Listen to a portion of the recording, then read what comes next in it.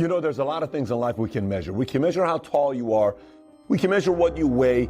We can measure your closing percentage in sale. But how do you measure mental and emotional toughness? Pain tolerance is one of the biggest factors of someone who can handle pressure. Because the whole idea of pressure is there's pain. That pain could be embarrassment. That pain could be, I don't know if I can handle this. That pain could be a lot of different things. You know, Ralph Waldo Emerson once said, the difference between a hero and an average person is that the hero goes 5 minutes longer. Meaning the hero can handle the pain 5 minutes longer than the other person. Chadwick Boseman just died. Okay, here's a man that did Jackie Robinson. He did Black Panther. The guy's a great speaker. Guy had colon cancer, none of us knew about it. Let me get this straight. He's had colon cancer for 4 years and the world doesn't know about it? Aren't we living in a time where you're supposed to expose all your problems at any given moment? Aren't all these Huffington Post experts telling people, publicize your pain and share it with the world? Well, Chadwick Boseman says, no, it's none of your business. It's my problem. It's my pain. Never use it as an excuse to not make those movies. I watched both of them.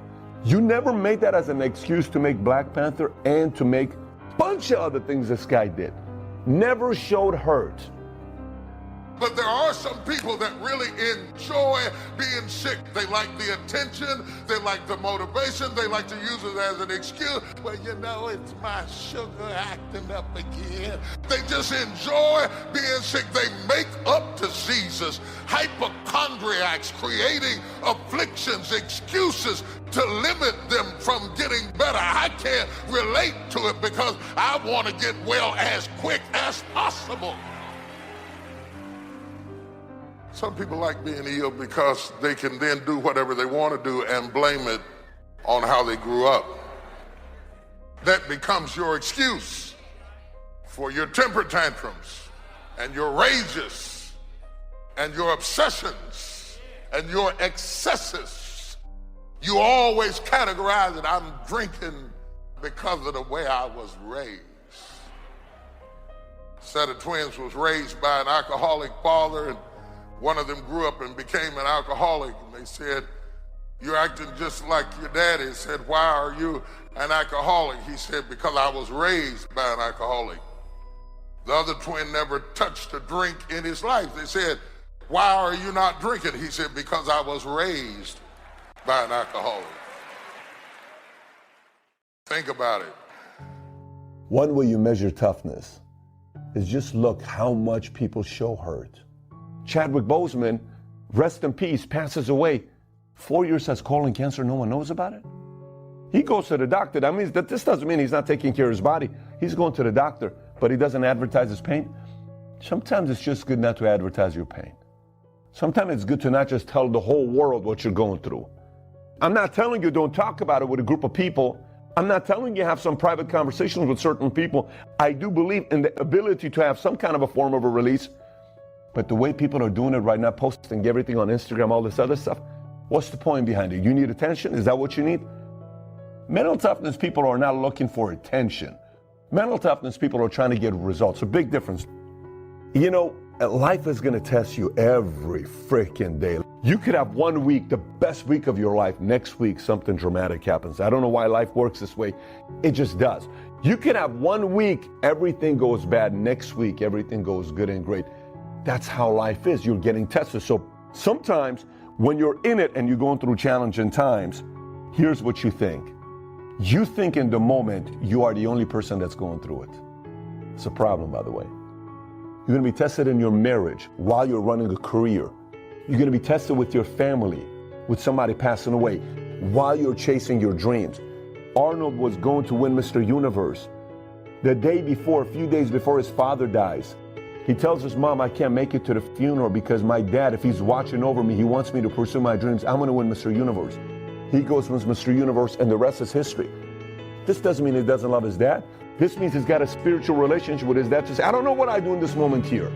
He goes, he wins, Weeder figures him out, becomes Mr. Olympia, you know, governor, all these other things that he does. In those moments of the decisions we make when we're getting tested and you feel like you're by yourself, those are moments where you're measuring your toughness. Those are moments where you're being tested constantly. Again, there's not a method to say you're 93% tough, you're 71% tough. We can't do that. The only way we can measure toughness at the end of the day is with the results that you end up getting. You ever hear people calling someone soft? Oh, he's soft. Oh, she's so soft. What is soft? I'm asking you, what is soft? You've heard that before. Oh, he's soft. He's a soft player. He's soft in business. How do you define soft? Soft is someone that doesn't have a backbone. Soft is someone when they're cornered and push comes to shove, they quit. Soft is someone that claims their values, but then when it comes down to tough things happen in their lives, they compromise their values. Soft is somebody that declares their intentions. Here's what I'm going to do, world. But then when it gets tough, they say, no, I'm going to quit and take the easy way out. That's how you define soft. Call anybody anything but soft. Do you understand how bad of a thing it is to be called soft? But a lot of people are soft. I have them in my business. I see them in my industry. There were many times in life where in my mind, I was about to choose the soft decision. Many times in my life. This whole Ralph Waldo Emerson concept about, the only difference between a hero and an average person is the fact that he can take the pain 5 minutes longer. That's the thing. So if you're watching this right now saying, how does that relate to me? Ask yourself, how do you react when tough times show up? How do you react when you're getting tested? How do you react when you have your pain? How do you do under pressure? How do you do it? And by the way, every single time you escape pressure and you say, well, the next time it happens, I'm not going to run. No, that's not how this thing works. Your memory remembers the last 3-4 times how you handled pressure. And it just reacts to the same way you've been doing your entire life. So if you say, well, this didn't work out, I'm going to go to the next thing, you're going to do the same thing again and again and again and again. Pressure sucks. Being tested sucks. There's nothing about it when you're in it that's exciting. Nothing about it that's exciting when you're in it. But there's a lot of great things about it when you come out of it. There's a lot of exciting things about it when you leave it. And all of a sudden you're looking at victories taking place. So moving forward, you want to build toughness? You want to be known somebody that gets things done and you're not soft? The next time you're going to say you're going to do something, do it. The next time you're in a pressure type situation where it sucks and you have the ability to lose and be embarrassed, tolerate the pain a little longer. Go a little longer. The next time you're in a moment that you don't really like being in and it's embarrassing, go a little longer. The next time you're going through pressure type situations where you're being tested, talk to yourself.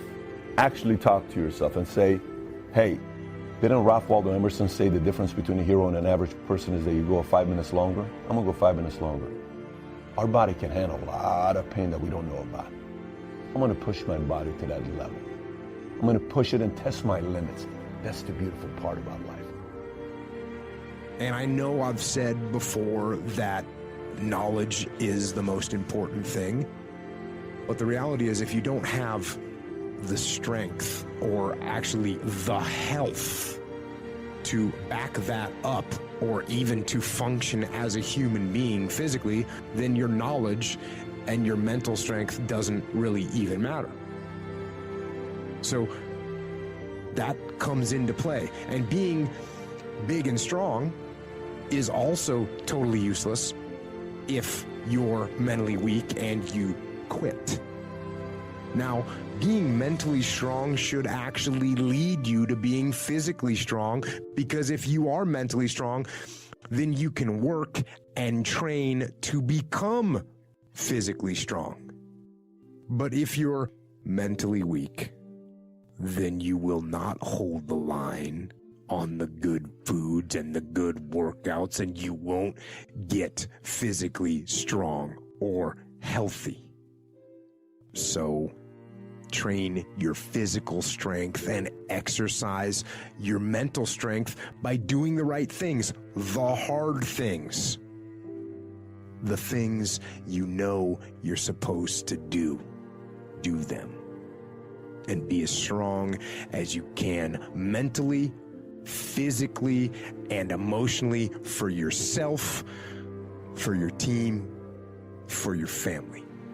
Hold the line and be strong.